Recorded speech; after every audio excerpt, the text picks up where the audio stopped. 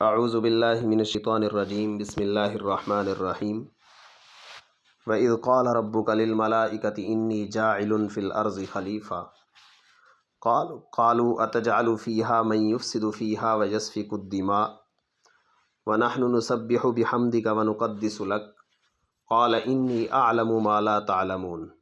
صدق اللہ العظیم۔ یہاں سے حضرت آدم علیہ السلام کی تخلیق اور ان کو خلیفہ بنائے جانے کا ذکر ہے۔ اللہ تعالیٰ فرماتے ہیں وَإِذْ قَالَ، اور یاد کیجئے جب قَالَ فرمایا ربُّکا تیرے رب نے للملائکتی فرشتوں سے انی جاعل کہ بے شک میں بنانے والا ہوں فی الارضی زمین میں خلیفہ ایک نائب۔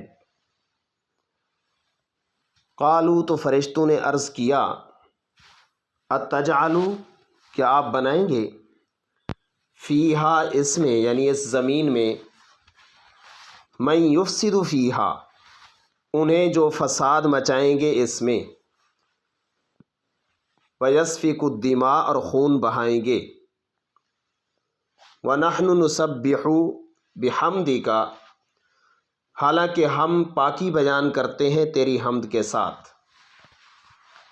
حالانکہ ہم تسبیح بیان کرتے ہیں تیری حمد کے ساتھ۔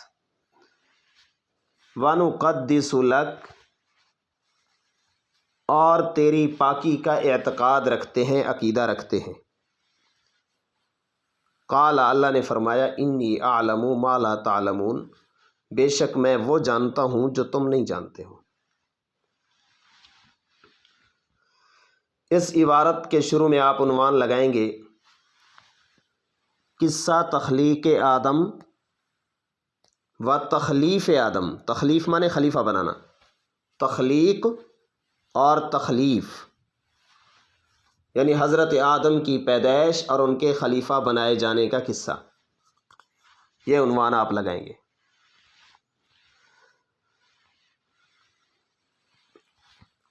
وَإِذْ قَالَ رَبُّكَ جب فرمایا تیرے رب نے فرشتوں سے، سوال یہ ہے اللہ نے کیوں فرمایا؟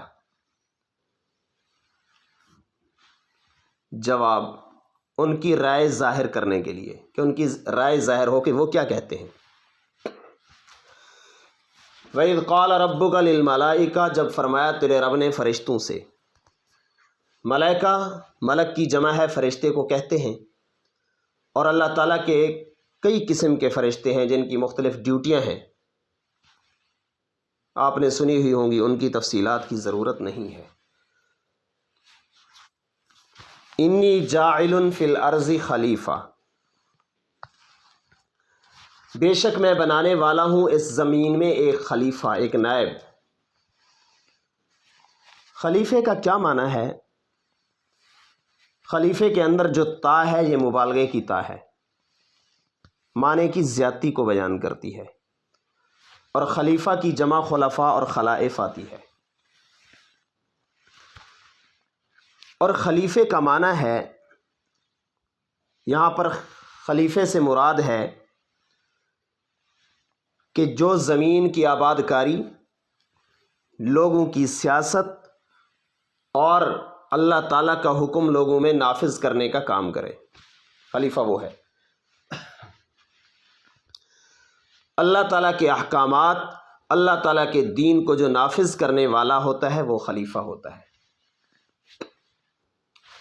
اللہ نے فرمایا میں اپنا ایک نائب، ایک خلیفہ زمین میں بنانے والا ہوں جو میرے احکامات کو نافذ کرے گا، وہ میرا نمائندہ ہوگا، وہ میرا نائب ہوگا۔ آج افسوس کی بات، ہم نے اسلامی جمہوریہ نام لے لیا اور ہم کہتے ہیں کہ یہ جو اسمبلیوں کے اندر ہمارے بیٹھے ہیں یہ عوامی نمائندے ہیں، عوام کے نائب ہیں، عوام کے ترجمان ہیں، عوام کو جواب دہ ہیں۔ حالانکہ ایسا نہیں ہونا چاہیے۔ خلیفہ اللہ کا، نائب اللہ کا، نمائندہ اللہ کا، ترجمان اللہ کا، یہ اللہ کے خلیفے ہونے چاہیے۔ یہیں پر ہی ہم نے نظام کو خراب کر دیا، وہ اللہ کے ہاں جواب دہ ہوں۔ انی جاعل فی الارض خلیفہ، بے شک میں بنانے والا ہوں زمین میں ایک نائب جو میرے احکامات کو نافذ کرے گا، وہ میرا نائب ہوگا، میرا نمائندہ ہوگا، وہ میرا ترجمان ہوگا۔ قالا، تو فرشتوں نے پوچھا، یعنی یہ استفسار ہے، یہاں پر آپ عنوان لگائیں استفسار، اعتراض کرنا مقصد نہیں ہے، استفسار کرنا مقصد ہے۔ فرشتے پوچھنے لگے اتجعل فیہا من یفسد فیہا، کیا آپ بنائیں گے اس مخلوق کو جو زمین میں فساد ریزی کرے گی، خون ریزی کرے گی؟ فساد سب سے بڑا شرک ہے، اور اس کے علاوہ دیگر بھی ساری قسمیں اس کے اندر آ جاتی ہیں فساد کی۔ اب سوال یہ ہے فرشتوں کو کیسے پتہ چلا کہ وہ فساد بھی کریں گے، وہ خون ریزی بھی کریں گے؟ اس کے مختلف جوابات دیے گئے۔ ایک یہ کہ اللہ تعالیٰ نے بتلا دیا، لوح محفوظ میں لکھا ہوا دیکھ لیا، یا یہ کہ انہوں نے جنات سے اندازہ کیا ہوا تھا، کیونکہ فرشتوں سے پہلے جو مخلوق اللہ تعالیٰ نے بنائی ہوئی تھی، جو انسان سے پہلے مخلوق موجود تھی، وہ جنات تھے اور وہ یہی حرکتیں کرتے تھے۔ اور بھی اس کے علاوہ مختلف جوابات دیے گئے ہیں اس بارے میں۔ من یفسد فیہا ویسفک الدماء، جو فساد مچائیں گے زمین میں، ویسفک الدماء، خون بہائیں گے، ایسی مخلوقات کو پیدا کیوں کریں گے آپ؟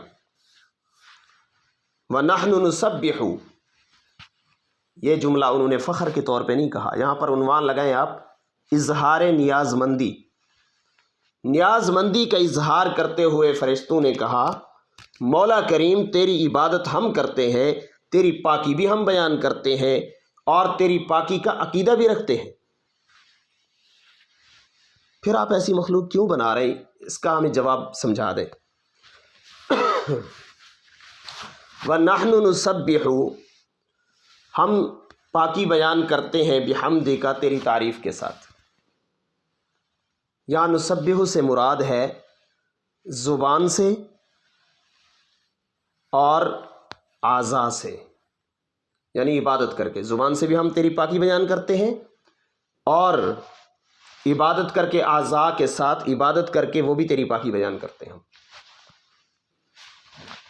وَنُقَدِّسُ لَكَ، اور دل سے بھی عقیدہ رکھتے ہیں کہ تو پاک ہے۔